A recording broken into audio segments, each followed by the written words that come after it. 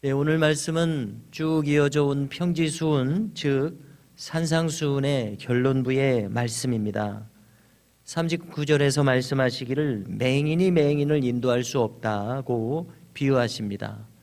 주님은 줄곧 당시의 바리새인들 다수를 때때로 영적 소경으로 비유하셨습니다. 눈은 떠져 있으되 보지 못하는 영적 소경 말입니다. 그들이 영적 지각력이 없는 사람들이라고 판단하신 겁니다. 그래서 그들은 진리를 보았어도 진리를 깨닫지 못했습니다. 진리를 들었어도 진리를 알아듣지 못했습니다. 계시의 은총이 그들에게는 확연히 열리지 않았던 것입니다. 그렇게 된 이유를 우리가 생각해 볼 수 있습니다. 그것은 마음의 동기가 불순하기 때문이다, 이런 점을 생각할 수 있고요. 그래서 마음이 어지럽혀져 있다, 혼탁한 마음이다, 순수하지 못한 마음이다, 이렇게 생각할 수 있습니다. 달리 말하면 때때로 탐심으로 가득하고 자기 중심성으로 가득하고 다친 마음으로, 달리 말해서 교만한 마음으로 가득 차 있기에 진리를 보고 공감할 수 없었던 겁니다. 진리 안으로 들어올 수 없었고 거듭나지 못한 정신 그대로, 거듭나지 못한 판단력 그대로 행하기 때문에 그들은 답답할 뿐이었다, 이렇게 생각됩니다. 그러므로 우리가 계시의 은총을 받아서 영적인 지각력이 열려서 우리의 눈도 영적으로 열리고 우리의 귀도 영적으로 열리는 이러한 은총을 받는 것이 얼마나 중요합니까? 저 베드로의 경우를 볼 때에 큰 은혜를 받아서 주는 그리스도시라는 영적 지각이 크게 열리는 큰 은총을 입지 않았습니까? 우리 모든 사람들에게 필요한 것이 베드로에게 깨닫는 그 은혜를 주신 것과 같은 이 계시의 은총 필요합니다. 그러나 안타깝게도 이것이 사람의 마음대로 되지 않는 데에 문제가 있습니다. 우리의 바람대로 되지 않고 또 더더군다나 자기 자신이 이것을 원하는 마음에 이르는 것이 그렇게 또 어렵게 느껴집니다. 그러므로 우리 자신이 만일 복음의 진리 안에 들어왔다고 생각하신다면 이것이 얼마나 큰 은총인지를 우리는 또 알아야 할 것입니다. 또 40절 말씀에서 무릇 온전하게 된 자는 그 선생과 같을 것이다 말씀하십니다. 이것은 무슨 뜻입니까? 이 말씀을 대하니까 고린도전서 6장 3절에서 바울이 한 말을 떠올리게 되는데요. 바울은 말하기를 참 놀랍고 신비로운 말입니다. 우리가 그날 천사를 판단할 것을 너희가 알지 못하느냐, 이런 이야기를 합니다. 우리가 마귀가 타락한 천사라고 할 때에 천사가 하나님께 순종하는 천사만 있는 것이 아니라 그릇된 길을 가는 천사들도 분명 이제 있었던 것을 알게 되는데요. 천사를 판단할 줄 알지 못하느냐, 이것이 어떻게 가능하겠습니까? 우리가 하나님의 법도를 알고 그 기준을 알며 행하는 사람이 된다면 그릇 행하는 천사도 판단할 수 있다, 이런 말씀으로 이해가 되어서 참으로 놀라운 구절이 아닐 수 없습니다. 높은 차원의 말씀입니다. 관련해서 주님도 말씀하시기를 심판 때에 남방여왕이 이 세대 사람들을 정죄하리라 말씀하셨었습니다.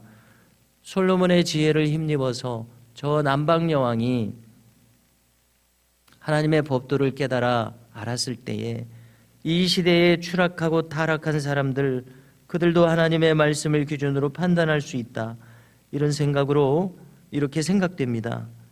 거듭난 지식, 거듭난 판단력은 주님의 법도와 기준을 알기에 분명 무엇이 옳은지 무엇이 그른지 바르게 분별할 수 있는 지각력을 갖게 된다고 생각합니다.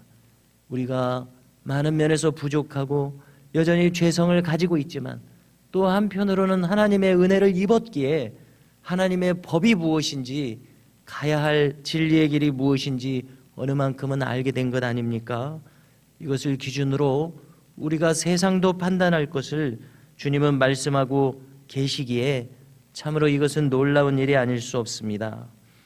41절 말씀을 볼 때에 우리 그리스도인들에게 있어서 가장 중요한 말씀들 중 하나라고 늘 생각하게 됩니다.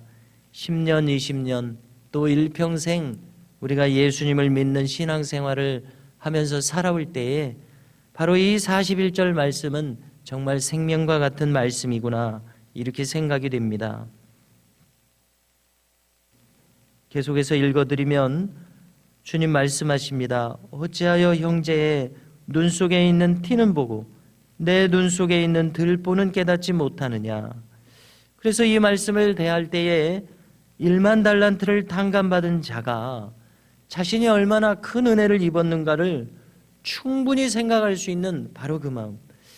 우리가 그 성경 비유에서 1만 달란트를 탕감받은 신하임에도 불구하고 얼마나 큰 은혜를 입었는지를 깊이 알지 못하고 500데나리온 빚진 자를 탓하고 그를 가두지 않습니까?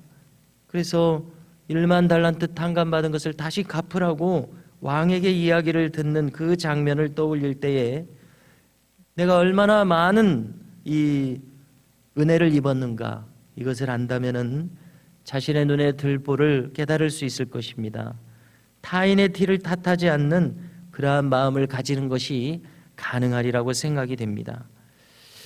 관련해서 생각할 때에 성도의 경건이 깊어지면 깊어질수록 자신의 이 죄인됨에 대한 자각이 더 깊어지고 예민해지는 것 같습니다. 바울의 진술을 보면은 우리가 기억할 수 있는 것은 시간이 지나면 지날수록 그는 자신의 죄성을 더 강하게 묘사한다는 겁니다. 가장 큰 자기의 이 죄됨에 대한 고백은 이 구절입니다. 그는 자신에 대해서 말하기를 나는 죄인 중에 괴순이라, 이렇게 고백하지 않습니까? 보다 더 이른 시기의 고백에서는 나는 감히 사도라고 칭함받기에 합당치 않다, 이렇게 말했습니다. 정말 그렇게 느꼈기에 이렇게 말했을 것이요, 이것은 겸손한 마음 아닙니까?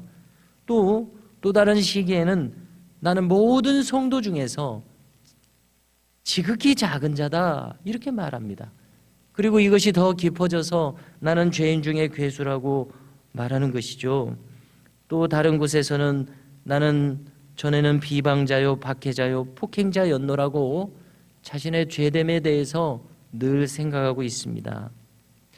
비슷한 그 이야기를 하나 떠올리게 되는데요, 성 프란시스의 자기 고백도 비슷합니다. 그의 일화 중에 한 번은 제자가 꿈결에 천국에 다녀오게 됩니다. 그래서 천사의 안내를 받기를 저 높고 큰 보좌가 바로 그대의 스승 성 프란시스를 위해서 준비된 보좌이다. 그가 가장 겸손한 인간이기에 이렇게 높은 보좌가 예비되게 되었다. 자, 이 꿈에 깨어나서 스승에게 묻는 겁니다. 스승님은 자신을 누구라고 생각하십니까? 그랬더니 성 프란시스가 나는 스스로 생각할 때 이 세상에서 가장 악한 사람이라고 생각한다. 나는 가장 큰 죄인이라고 생각한다고 말했다는 것입니다. 그랬더니 이 제자가 아무리 생각해도 선생님, 이것은 위선적입니다. 얼마나 악인들이 많은데 선생님 같은 분이 가장 큰 죄인이라니요. 그랬더니 성 프란시스가 대답하기를 자네가 나를 잘 몰라서 그러네. 나는 가장 큰 죄인으로서 만일 나에게 주신 은혜를 다른 사람에게도 주었다면 그는 나보다도 더 훌륭한 성도가 되었을 것이네, 이렇게 이야기를 했다는 것입니다. 이런 이야기를 들을 때에 그 성 프란시스가 자신의 죄성을 얼마나 깊이 생각하고 있었던가, 이런 것을 느끼게 되는데요. 자, 이처럼 성도의 경건이 깊어지면 깊어질수록 주 앞에 나는 죄인이라는 생각이 더 깊어지는 것 같습니다. 다시 본문으로 돌아가서 보면은 42절에서 주님이 말씀하십니다. 너는 내 눈 속에 있는 들보를 보지 못하면서 어찌하여 형제에게 말하기를 형제여 나로 내 눈 속에 있는 티를 빼게 하라 할 수 있느냐. 외식하는 자여 먼저 내 눈 속에서 들보를 빼라. 그 후에야 밝히 보고 형제의 눈 속에 있는 티를 빼리라 하십니다. 이 말씀을 내가 늘 간직할 생명의 말씀으로 삼을 수 있기를 바라고요. 이제 이 산상수훈의 결론 부분입니다. 이 결론부에서 대표적인 말씀이라고 생각되는 부분입니다. 못된 열매 맺는 자가 맺는 좋은 나무가 없고 43절 또 좋은 열매 맺는 못된 나무가 없느니라. 그래서 우리는 산상수훈의 결론으로서 무엇을 생각해야 마땅합니까? 내가 이 좋은 나무가 되는 것이 가장 중요한 일이구나.